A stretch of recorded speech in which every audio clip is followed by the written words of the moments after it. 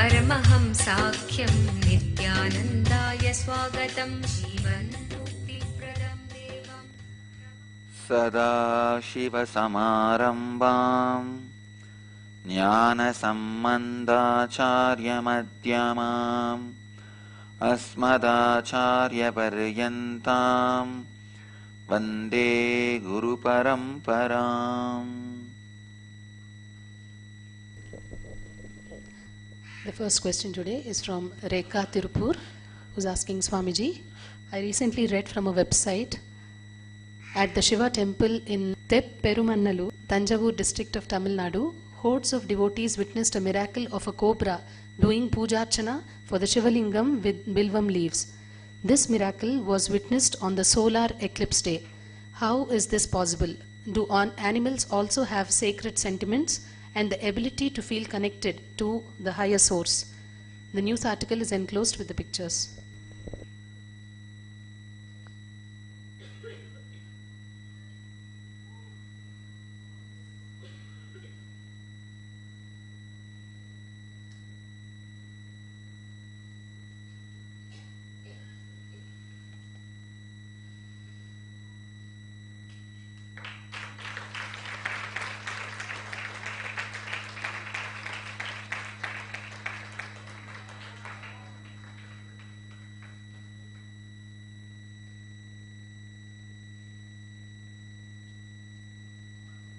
You should read the news article also, only then people will understand.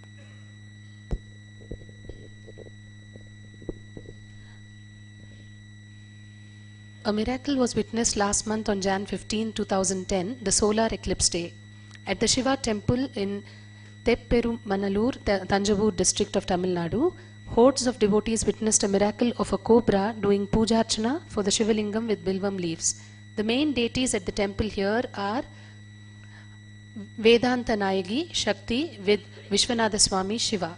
Also at this temple it has been customary to do puja archana with Rudraksha, beads only. However, on Jan 14, 2010 morning, just before the solar eclipse at about 10:30 am, Sivacharya Satish, the temple priest, noticed a cobra lying on top of the Shivalingam. The snake then slowly descended from there and went towards the bilvam tree, which is the Sthala Vruksham, holy tree of the temple. It climbed the tree and picked a bilvam leaf and came back and entered the Sannidhi. It hissed at any devotee trying to get near it. It then climbed on to the Shivalingam, flared open its hood and dropped the bilvam leaf. This miracle was witnessed by all devotees there who were too stunned in disbelief at seeing this unusual spectacle. Then the cobra went again and again to do the same act, repeating it 2 or 3 times. As the news spread all over the village, hundreds of villagers rushed to the temple to have a darshan of this miraculous event of a cobra doing puja for Shiva. It may be noted that the bilvam leaf is considered holy for devout Hindus and special for Shiva puja. According to the priest, it is doing the puja archana during the solar eclipse time to wash off its sins. On this particular Grahana day, which is the solar eclipse day, when the priest opened the sanctum sanctorum and saw the snake on top of the Shivalinga idol, he immediately called Tennappan, the photographer who lives in Trunageswaram, a kilometer away from their village. Meanwhile, a dozen or more people, including a house caretaker, had assembled to witness this miracle. In front of their very eyes, the Naga, the cobra, went back to the bilvam tree and plucked the leaves and came back all the way to drop it on the Shivalinga. All these have been photographed by Tennappan. It may be pertinent to note that many of the residents of this village Agraharam are named Nagarajan or Nagalingam for a few generations. This news can be seen in Tamil newspaper Dinamalar.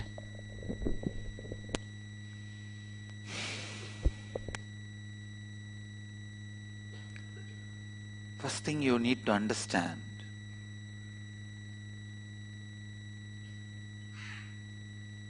who stays in what body, you don't know.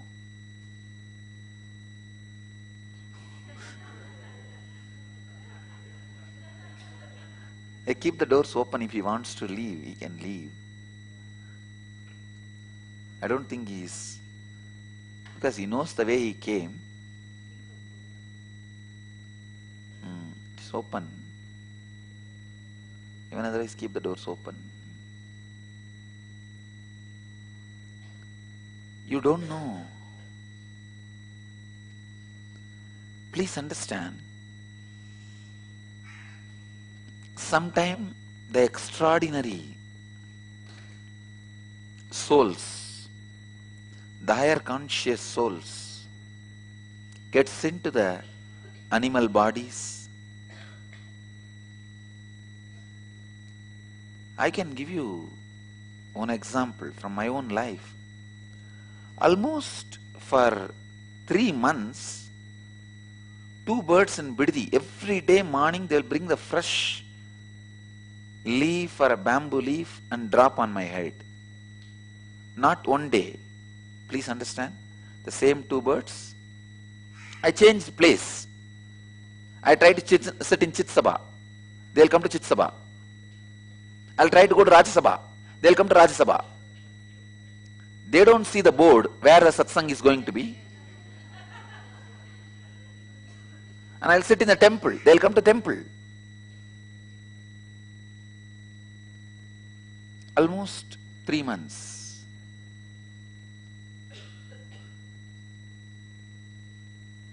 Then after that I saw they disappeared. So even in this incident, this snake doing puja with vilva leaves.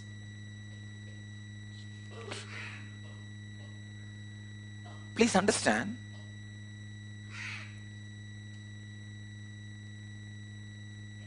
It has not happened once. That's the main thing. Please understand that Bilva tree and the sanctum sanctorum is at least 100 feet away.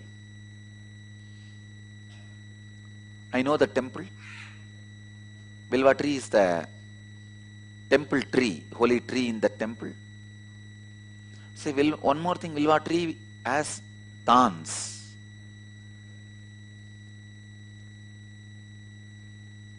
Snake can never go through the thorns and pluck the bilva leaf properly and bring it. It's too much of coincidence. I know this atheist will tell, no. Some snake came there. See, the photograph is proper. He knows where to climb and where to drop. He has not left it here and there. See. Exactly. Center, proper center. Even a trained snake cannot go from the Garbha Mandir to the tree and get the bay leaf, come back and drop it and go again. I have spoken to many of these actors who acted with the snakes. They tell me, Swamiji, to take 2-second shot with a snake, how difficult it is.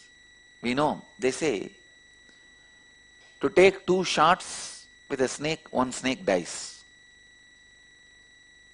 One person was telling me, the person acted in a movie with a snake. To take 2-minute shot, 1 snake will die. Because it is very difficult to make the snake act.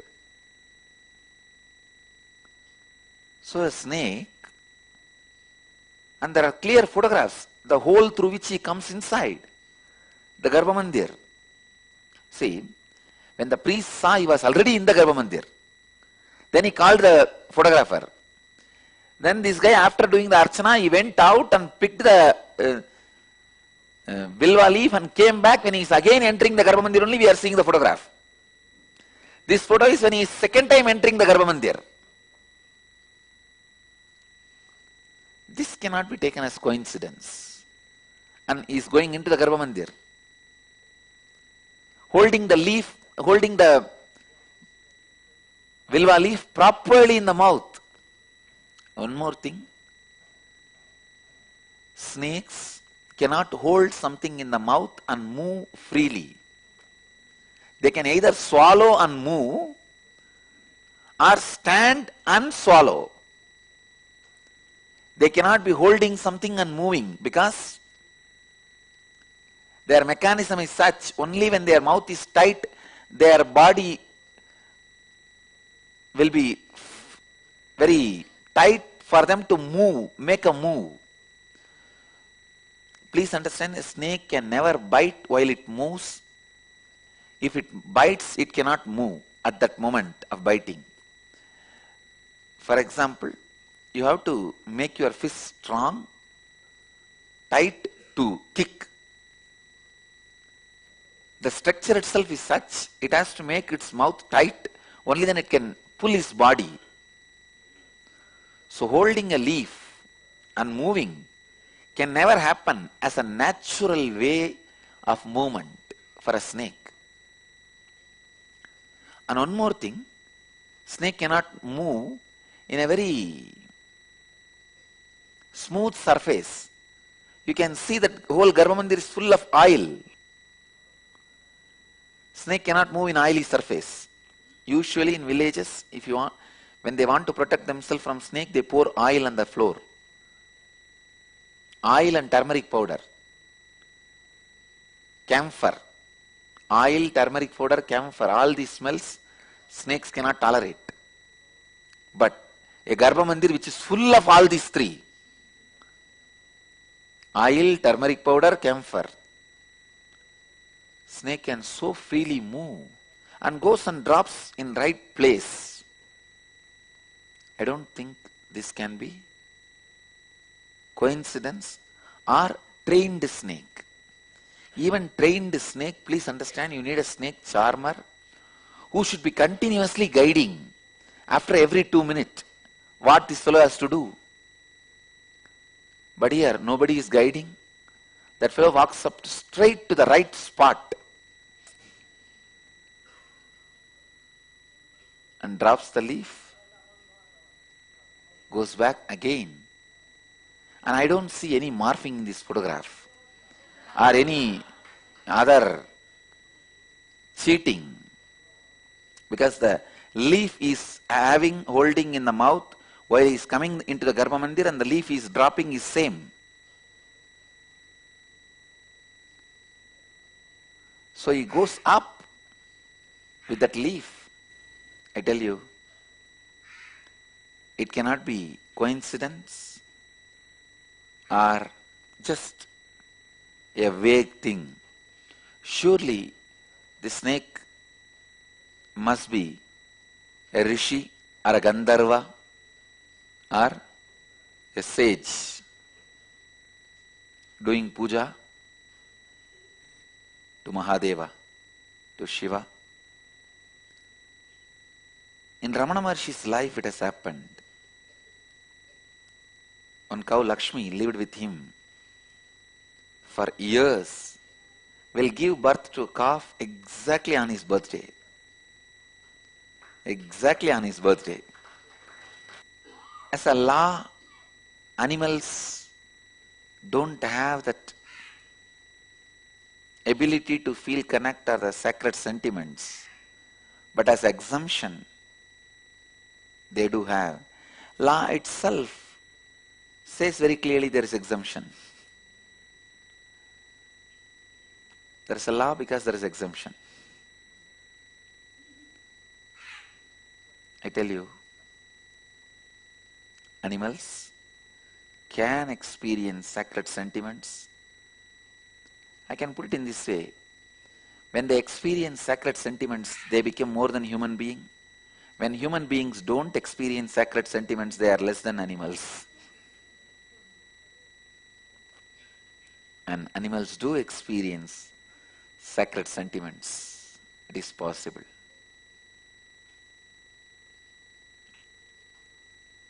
Next question. The next question is from Evelyn from South Carolina, USA, who's asking, why is it that we attract people that we're not interested in and not the ones we want? Is it that the ones we desire are not right for us? Must we change our thinking? First thing, You are asking, why is it that we attract the people that we are not interested in and not the ones we want? No, Evelyn, these kind of people come in your life like a simple accident. You attract only the people you desire. Please understand. Your desire itself is a right thinking. Your desire itself is enough. You don't need to change your thinking. Your desire will attract the right person in your life.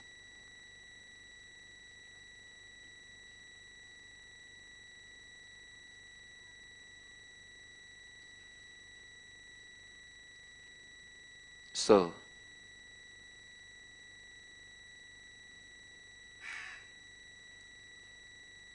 you don't attract people whom you are not interested in. If they come near you, maybe like an accident, just brush it aside. Your desire itself has a capacity to attract right people in your life. Nothing else need to be done separately. Next. The next question is from Nitya from Birmingham, UK, who's asking, Dear Swamiji, does each being take full accountability to choose his or her master consciously, or do we create opportunities for the being to become a disciple? May I present you to my daughter as a master, or let her grow up and seek her master for herself? First thing, Nitya, even if you present myself to your daughter, she will decide whether I click with her or not. Your responsibility is presenting. Her freedom is choosing. You have the responsibility to present, she has a freedom to choose. But don't interfere in her freedom if she does not choose, or if she chooses. Sometimes she will choose and you may drop, don't try to pull her out. Sometimes she may not choose, you may choose, don't try to force. Presenting is your responsibility as a disciple. Choosing is our freedom as an individual soul. So go on presenting to as many number of people as possible. That is your freedom. That is your responsibility. People choosing or not, it is their freedom. So Nitya, I tell you, go on presenting. That is your responsibility. Next.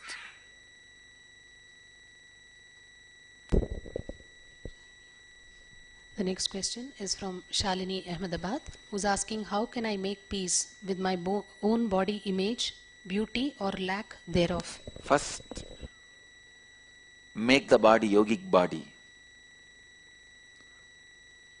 Use little bit of kriya. At least spend half an hour in the morning, every day, with Surya Namaskar or kriya.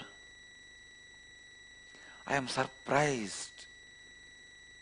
I have to mention this and congratulate the Indian UPA government for putting 12 Surya Namaskar statues in Delhi airport.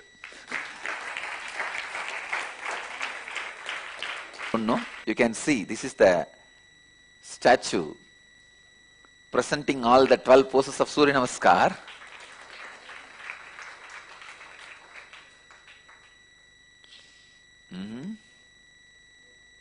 Work with your body with a little yoga. You will see automatically your mind makes peace with your body. You just make peace with your body. I could see These people who had done Nirahara Samyama, just they brought peace with their body. I don't want you to just keep quiet and try to make peace with the body just through mind. No. Then you will be like a pumpkin and struggling to make peace. You can't. You can't make peace with pumpkin. So have a little yogic work done with you. And a little bit of yogic work is enough. Automatically you will bring peace with your body. Yogic body naturally inspires Vedic mind. So have a little yoga as part of your life.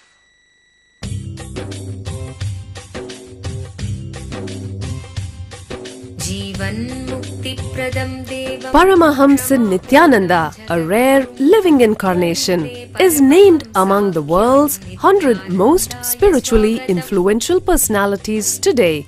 Paramahamsa Nithyananda has been placed alongside Dalai Lama, Nelson Mandela, Oprah Winfrey, Paulo Coelho and others by Mind, Body, Spirit, the world's top esoteric magazine from Watkins, London's oldest and largest bookstore. A yogi by birth, he has been expressing his power of enlightenment since birth. He has authored more than 500 books in Tamil and English. Translations of these books are available in 26 languages in Telugu, Kannada, Malayalam, Hindi, Sanskrit, Gujarati, Oriya, Bengali, Marathi, French, Malay, Polish, Portuguese, Italian, German, Danish, Spanish, Russian and Chinese. He is also an exemplary speaker with over 10,000 hours of profound life solutions through his discourses. Social services such as Annadan, free medical care, free educational services with ashrams, schools, temples, hospitals established in more than 140 places around the world, offering exceptional services. A powerful spiritual healer who has healed millions of people of diseases from migraine to cancer. A Kriya Yogi who has formulated Kriyas for physical health and mental well-being, benefiting thousands. A living master who offers practical solutions for our everyday problems. He is the founder and spiritual head of Nithyananda Dhyanapitham, a spiritual powerhouse who has revived the sacred Vedic tradition by establishing Vedic temples in places like Los Angeles, San Jose, Seattle, Toronto, Ohio, Oklahoma, Phoenix, St. Louis, Malaysia, Brazil, Paris, Guadeloupe, Dallas, New York, New Jersey, Atlanta, Calgary, Vancouver, Singapore, and places in India like Bengaluru, Hyderabad, Tiruvannamalai. A spiritual guru for 10 million followers, an incarnation who transmits the highest spiritual energy through initiation, a contemporary yogi who has revived the Vedic science of yoga worldwide through thousands of yoga centers, an adept in Ashtamahasiddhis, mystical yogic powers, who has effortlessly awakened the Kundalini of thousands and graced them with spiritual powers, a dynamic young guru who is an inspiration for thousands of youngsters, India's most watched spiritual guru online, a beacon of spiritual light who has triumphed over the forces of religious terrorism and political persecution. Paramahamsa Nithyananda is an eternal Kalpataru, blessing the world with the boons of material abundance and spiritual enlightenment. He is the 293rd pontiff of the world's most ancient Hindu organization, Madurai Adinam. Nithyanandaya swagatam Anandanubhavaswadam Sarvaroga nivarakam Vande papa vinashaktam Nithyanandaya swagatam Nityamuktam nirvikalpam Dhyanaloka pradipakam Vande shantamayam bandham